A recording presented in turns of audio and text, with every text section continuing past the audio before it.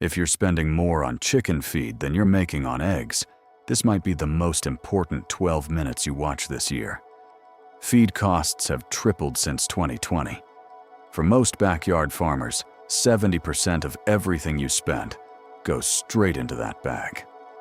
And somewhere between your wallet and their beaks, someone is getting very, very rich. But there's a plant. One single plant that doubles itself every 72 hours, contains more protein per square meter than soybeans, and costs you absolutely nothing to grow. It's been studied by agricultural scientists in India, China, Vietnam, and the Philippines for over 40 years. Peer-reviewed, published, proven. So why has your feed store never mentioned it? 2 reasons, and I'm going to show you both. By the end of this video, you'll know exactly what this plant is, how to grow it, how to harvest it, and how to feed it to your flock without spending another dollar on commercial feed. Let's talk about what you're actually paying for. That $40 bag of layer feed. You're not just paying for corn and soy. You're paying for global supply chains, fuel costs, middlemen corporate margins, packaging, and marketing. And every time diesel goes up, wheat futures shift, or a drought hits the Midwest, that price climbs higher. In 2019, a 50-pound bag of quality layer feed cost around $15 to $18. Today, that same bag runs you $35 to $50 depending on where you live. That's not inflation, that's extraction. And for small-scale farmers, backyard homesteaders, or anyone trying to raise their own food, it's becoming unsustainable. If you've got 20 chickens, you're going through about 100 pounds of feed per month. At today's prices, that's $70 to $100 monthly. Over a year, you're looking at $840 to $1,200 just to keep them fed. And if you're selling eggs at $6 a dozen, you need to sell 140 to 200 dozen eggs just to break even on feed costs alone. The math doesn't work anymore. So the question becomes, what if you could grow your own feed? Not supplement it, but replace it completely.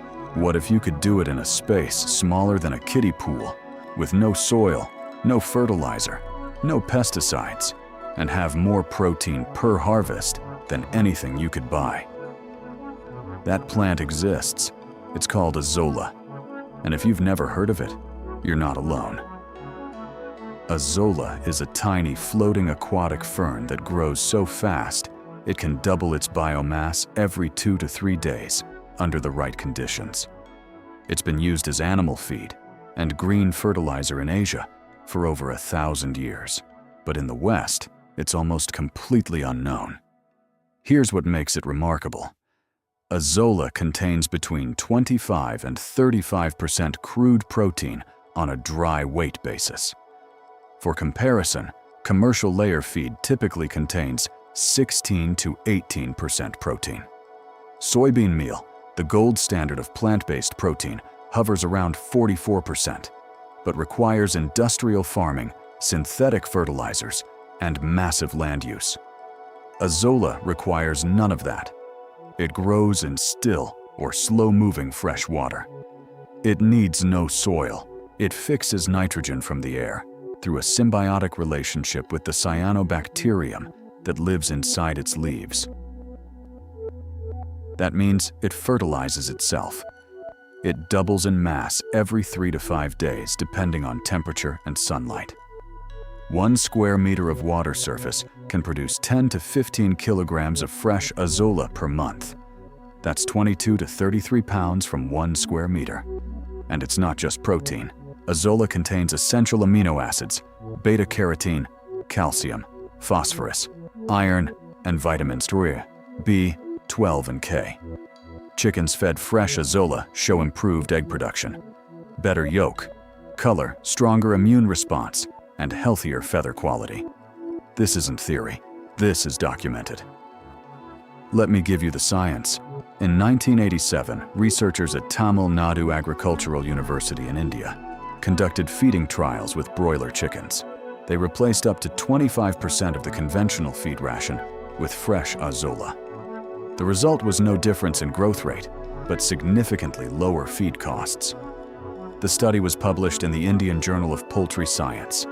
In Vietnam, azolla has been used for decades as a primary feed for ducks and pigs, particularly in the Mekong Delta region.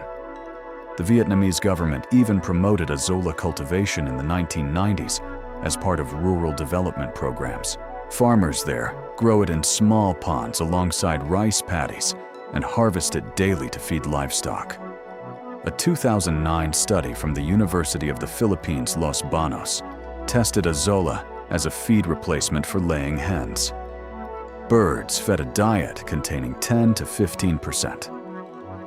Azolla showed no reduction in egg production and had visibly darker, richer yolks due to the high carotenoid content. The study concluded that azolla could replace up to 20% of commercial feed without any loss in performance.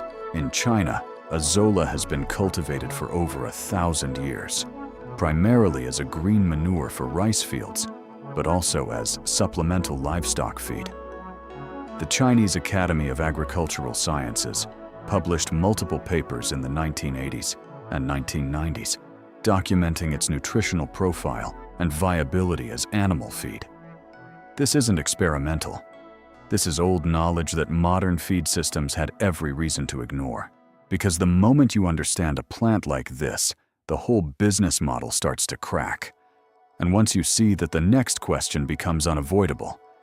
If azolla is cheap, proven fast-growing, and simple enough for anyone to cultivate, why is it still treated like a curiosity instead of a standard tool for every small flock owner? The first reason is obvious when you follow the money. Azolla does not need a factory. It does not need a silo, a brand label, a trucking network, or a glossy bag with a farm image printed on the front. It multiplies in water under sunlight with almost no infrastructure. That makes it useful to you and inconvenient to an industry built on recurring purchases. Commercial feed works best when you stay dependent. When your hens eat from a bag, you need the next bag and the next one after that. But a self-replicating feed crop does not fit that pattern. You buy it once or get a starter from someone nearby, and from then on, the system mostly runs itself. That's not a product, that's an escape hatch. The second reason is psychological.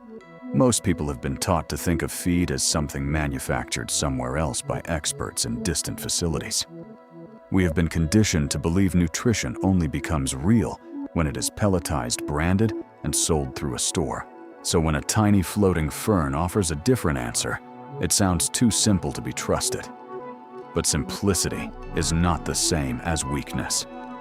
In many cases, simplicity is exactly why something survives for centuries.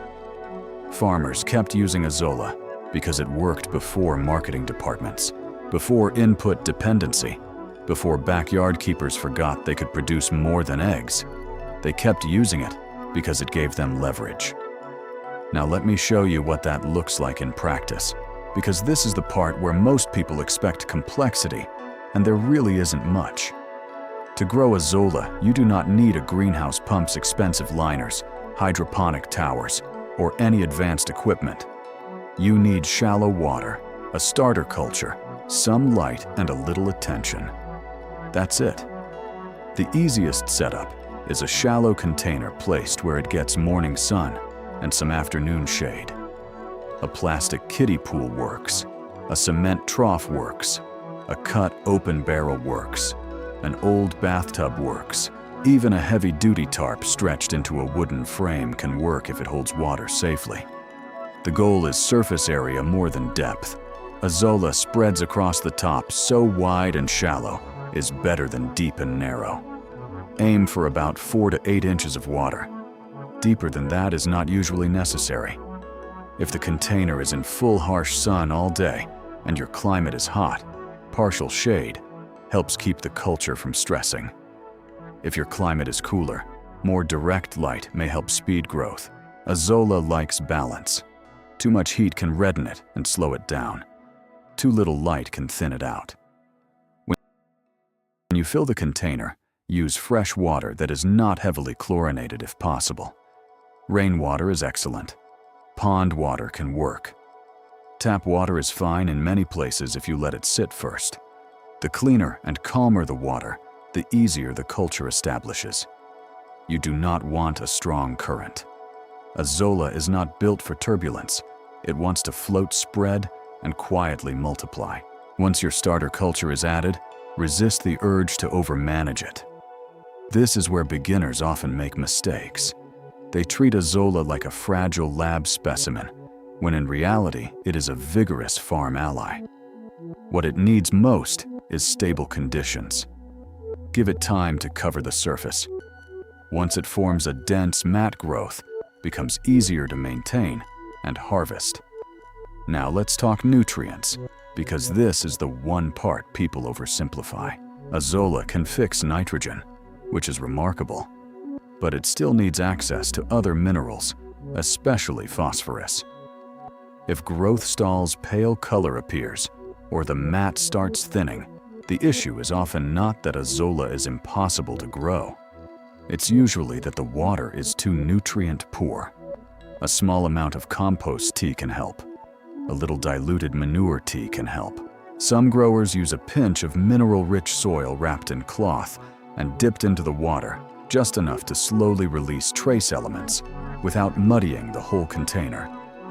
Others refresh a portion of the water and add a tiny amount of organic input weekly. You do not need much. You're feeding a plant mat, not a cornfield. Healthy azolla usually looks vibrant green sometimes, with reddish tones around the edges, depending on stress, sunlight, and temperature. If it turns uniformly brown, melts down, or smells foul, something is off. The cause could be overheating, overcrowding contaminated water, nutrient imbalance, or simply neglect. The good news is that once you understand the pattern, correction is usually easy. Harvesting is the rewarding part. You skim it off the surface with your hands, a colander, a mesh strainer, or a fine net. Do it gently. You do not want to remove everything. Leave a base layer behind so it rebounds fast. Think of it like cutting a pasture, not clear, cutting a forest. If you leave enough behind, the regrowth can be surprisingly fast. Then comes feeding. And this is where people need to be realistic. Azolla is powerful, but smart integration matters. For most flocks, the best approach is to introduce it gradually. Mix a small amount into their current ration. Let the birds investigate it. Chickens are curious, but habit matters. Once they learn it is food, many will start going after it eagerly, especially if it is fresh and clean. Fresh azolla is bulky because it contains so much water. That can actually be useful in hot weather when birds benefit from moisture-rich green feed. But if you want to store it or standardize portions, drying is another option. Spread it thin on a screen cloth or tray where airflow is good. Once dried, it becomes much lighter, more concentrated, and easier to mix into other feed. Some keepers ferment it lightly with other feed ingredients. Some offer it raw in a separate pan. Some combine it with kitchen scraps, black soldier fly larvae, garden greens, and grains. The exact method matters less than consistency and observation. Watch the birds. Watch egg production. Watch shell strength, feather condition, and appetite. Let results guide the ratio. And this is where the economics start getting interesting. Most people do not need to replace 100% of commercial feed overnight for azolla to matter. Even partial replacement changes the math. Cutting 10% matters. Cutting 20% matters. Cutting 30% changes the year.